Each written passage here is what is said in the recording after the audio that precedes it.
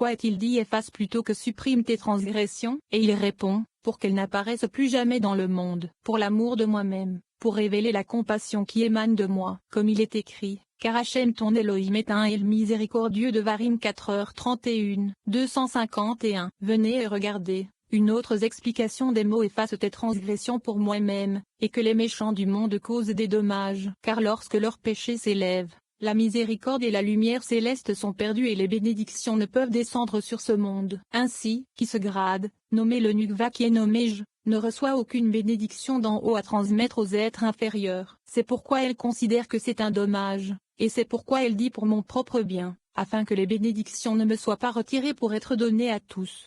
252. Il en va de même pour le verset voyez maintenant que c'est moi, même moi, qui suis lui. De Varim 32 2.39, dans lequel le premier je s'applique à Bina et le second je à Malkout. C'est pour montrer qu'aucune séparation n'existe entre Bina en haut et Malkout en bas, comme nous l'avons déjà expliqué.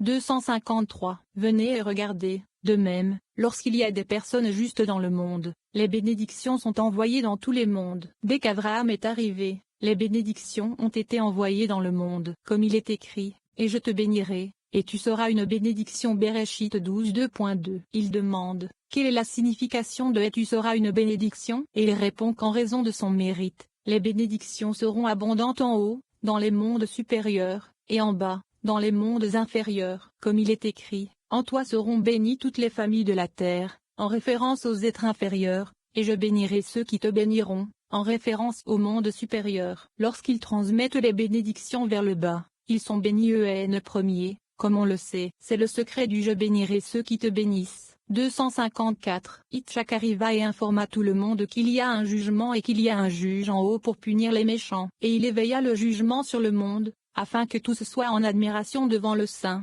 Béni soit-il. Yaakov arriva, apporta la miséricorde sur le monde, et perfectionna la foi dans le monde comme il se doit. Abraham dessina le Shed, qui est le secret de la colonne droite de la foi, qui est le secret de la Nukva. Et Itchak dessina pour elle le jugement et la Séphira de Voura, qui est le secret de société anonyme colonne gauche. Yaakov la compléta en dessinant la miséricorde, qui est le secret de la colonne centrale. 255. Ainsi, du temps d'Abraham, il est écrit, et Malkitsedek roi de Chalem, puisque le trône, le Nukva, fut couronné à sa propre place, Bina. Alors le Nukva, le roi de Chalem un roi parfait, était complètement irréprochable. Le Nukva produisit du pain et du vin pour nourrir tous les mondes comme il se doit. Les mots a fait sortir le pain et le vin montrent que les bénédictions n'ont été retenues d'aucun des mondes. Les mots a fait sortir sont similaires à la phrase que la terre fasse sortir Bereshit 2.24. Qui se réfère à la Nukva, qui a apporté la nourriture et les bénédictions des niveaux les plus élevés à tous les mondes.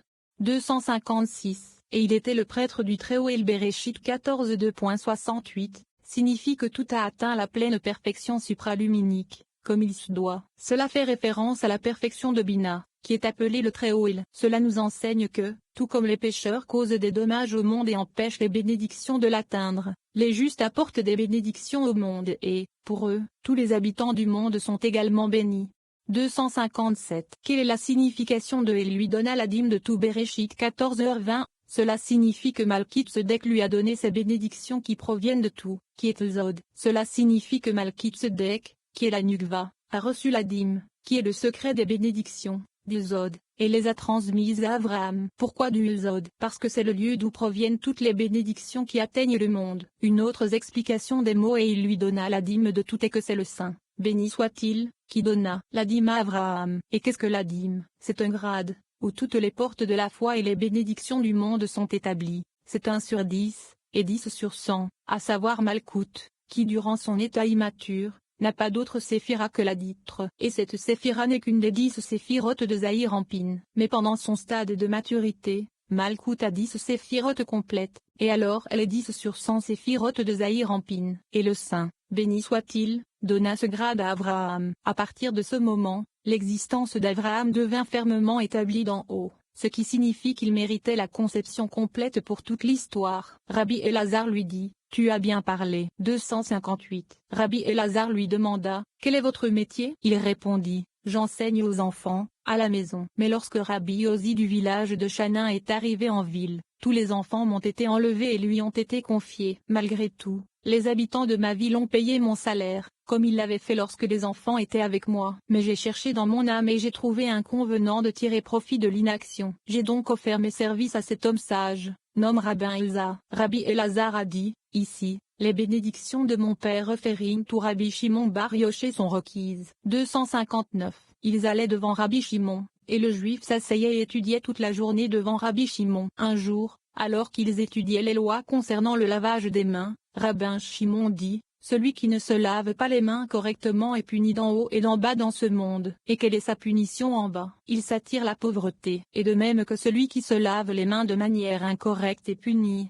celui qui se lave les mains correctement est récompensé en haut et en bas, apportant sur lui les bénédictions d'en haut. Parce que les bénédictions en haut reposent correctement sur ses mains, il est béni en bas par la richesse. 260. Plus tard, Rabbi Shimon se réveilla à temps pour voir le juif se laver les mains avec une grande quantité d'eau. Rabbi Shimon dit, remplis ses mains de tes bénédictions. Et c'est ainsi qu'à partir de ce jour, car le juif devint riche et trouva un trésor, il étudia la Torah et donna chaque jour de la nourriture et des aliments aux pauvres, et fut heureux et gentil avec eux. En conséquence, Rabbi Shimon a cité le verset suivant à son sujet, tu te réjouiras en Hachem et tu te glorifieras du Saint d'Israël. Yeshaïa 41 2.16.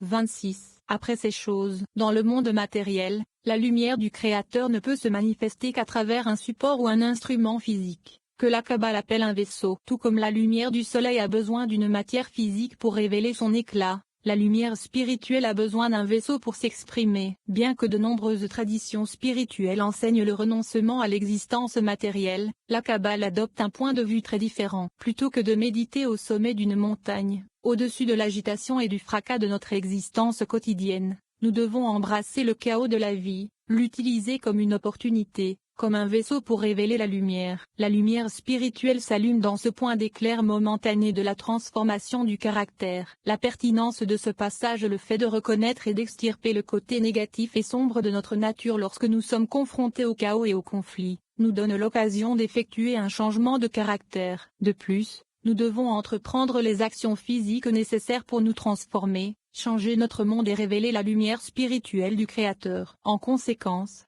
cette partie nous renforce afin que nous puissions affronter et transformer avec succès les défis de la vie. 261. Après ces choses, la parole d'Hachem vint à Abraham. Bereshit 15. Rabbi Yehuda a ouvert le discours en citant, je suis à mon bien-aimé, et son désir est envers moi. Shor Hashorim 7h11. Comme cela a été expliqué, cela signifie que l'éveil en bas entraîne l'éveil en haut. Il ne peut y avoir de réveil d'en haut tant qu'il n'y a pas de réveil d'en bas. En outre, les bénédictions d'en haut reposent sur un lieu de substance, et non sur un espace vide. 262. Comment savons-nous cela? Nous le savons de la femme d'Ovadiahu, à qui Élisée a dit, dis-moi, qu'as-tu dans la maison? Lachim 4.2. Il a demandé cela parce que les bénédictions d'en haut ne reposent pas sur une table vide, comme il sera expliqué au sujet du bête de mer, ni dans un endroit vide, comme il est dit de la femme d'Ovadiahu. Et elle dit, ta servante n'a rien dans la maison, sauf un pot d'huile et bidem. Et il demande, qu'est-ce qu'un pot? Et il répond, il y a juste assez d'huile dans le pot pour s'enduire le petit doigt. 263. Elisha a dit, tu m'as soulagé, car je ne savais pas comment les bénédictions d'en haut allaient reposer dans un lieu vide. Mais maintenant que tu as de l'huile, c'est le lieu où les bénédictions reposeront. Comment le savons-nous? Parce qu'il est écrit, c'est comme le précieux onguent. Tehillim 133 2.2. Et comment se termine le verset? Avec les mots car c'est là qu'Hachem a ordonné la bénédiction, la vie pour toujours ibidem. Donc, à cet endroit, dans l'huile, il y a des bénédictions. 264. On pourrait penser que parce que dans les mots comme la rosée de Chermont qui descend sur les montagnes de Sion ibidem, suivi des mots car c'est là qu'Hachem a ordonné les bénédictions, la rosée est mentionnée plutôt que l'huile. La rosée est donc le lieu de la bénédiction et non l'huile. Mais, répond-il, c'est l'huile et c'est la rosée, c'est-à-dire qu'elles sont les mêmes. Parce que cette rosée est ce que le Saint, béni soit-il, a tiré de l'huile surnaturelle, qui sort du côté droit. 265. Ce sont deux choses, le vin et l'huile, et elles coulent vers deux côtés. Le vin coule vers la gauche et l'huile vers la droite. Et du côté droit, toutes les bénédictions sortent et descendent dans ce monde, et de là, le Saint Royaume, qui se réfère au roi d'Israël, et ouin. Parce que l'huile est d'abord préparée en bas, c'est-à-dire qu'elle avait le pot d'huile, qui est le secret du réveil d'en bas, puis l'huile était disponible d'en haut, en référence à l'écoulement des bénédictions d'en haut, qui est le secret du réveil d'en haut, comme il est écrit, sur ses fils, qui lui apportèrent les vases, et elle versa Melachim 4:2.5.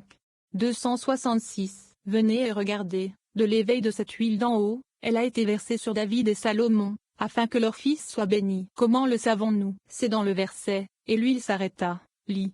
Se tint, Melachim 4:2.6. C'est analogique avec ce qui est écrit ailleurs, une racine d'Iché, qui représente une bannière du peuple. Yeshaïa 11h10. Parce que ce verset fait allusion à David, Salomon et leurs descendants, qui sont issus de la racine d'Iché, alors ici aussi le verset fait allusion à David, Salomon et leurs descendants. 267. Venez et regardez, de même que la table des pains de proposition, d'où proviennent toutes les bénédictions et la reconstitution du monde, ne doit pas rester vide, même pour un instant, afin que les bénédictions ne soient pas retirées de là. On ne doit jamais réciter de bénédictions sur une table vide. Les bénédictions d'en haut ne reposeront pas sur une table vide. 268. Venez et voyez, il est alors écrit, je suis à mon bien-aimé, et son désir est vers moi. D'abord, je suis à mon bien-aimé, et ensuite, son désir est vers moi. Je suis à mon bien-aimé pour lui préparer une place d'abord par le réveil de Heneba, et ensuite son désir est vers moi. 269. Une autre explication de « Je suis à mon bien-aimé » est basée sur la compréhension que la Shekhinah ne réside pas parmi les méchants. Dès qu'une personne désire se purifier et s'approcher du Saint, béni soit-il, alors seulement la Shekhinah repose sur elle. C'est pourquoi il est écrit « Je suis à mon bien-aimé d'abord, et ensuite, son désir est envers moi ». Car lorsqu'une personne vient pour être purifiée, elle est purifiée. 270. Venez et regardez, après ces choses, après qu'Abraham ait poursuivi les rois, et que le Saint, béni soit-il, les ait tués, Abraham se demandait si peut-être j'avais perdu toute la récompense d'amener les gens à se repentir et à revenir au Saint, béni soit-il, et de les retenir pour les rapprocher de lui, puisque maintenant les gens ont été tués par moi. Immédiatement, le Saint, béni soit-il, lui dit, ne crains pas, Abraham, je suis ton bouclier, ta récompense sera extrêmement grande. Vous recevez une récompense pour eux, parce qu'ils ont été tués, car aucun d'entre eux ne pourra jamais améliorer son comportement. 27. Hachem est venu à Abraham dans une vision. Le Zohar présente 4 idées complexes. La première concerne les mystères de la circoncision. Avant de pouvoir commencer à comprendre tout rituel accompli dans notre monde physique, nous devons acquérir une certaine compréhension de la structure des mondes supérieurs qui sont le fondement de notre existence physique. Le Zohar fait référence à 10 dimensions qui composent toute la création. Ces dimensions sont connues sous le nom des 10 séphirotes, ou d'émanation. La séphira d'Yesod est un réservoir dans lequel toutes les séphirotes supérieures déversent leurs diverses énergies. Yesod rassemble tous ces éléments, les mélange et transfère cette grande lumière à la sphira de Malkou, qui est notre univers physique. Résidant juste au-dessus de Malkou dans la structure des 10 séphirotes, Yesod agit comme le portail par lequel les forces impressionnantes de la lumière entrent dans notre royaume. En tant qu'élément constitutif de toute la création, les 10 séphirotes se reflètent dans notre monde. Ainsi, nous avons 10 doigts, 10 orteils, et notre système numérique fonctionne en base 10. La sphira d'Yesod est en corrélation avec l'organe sexuel,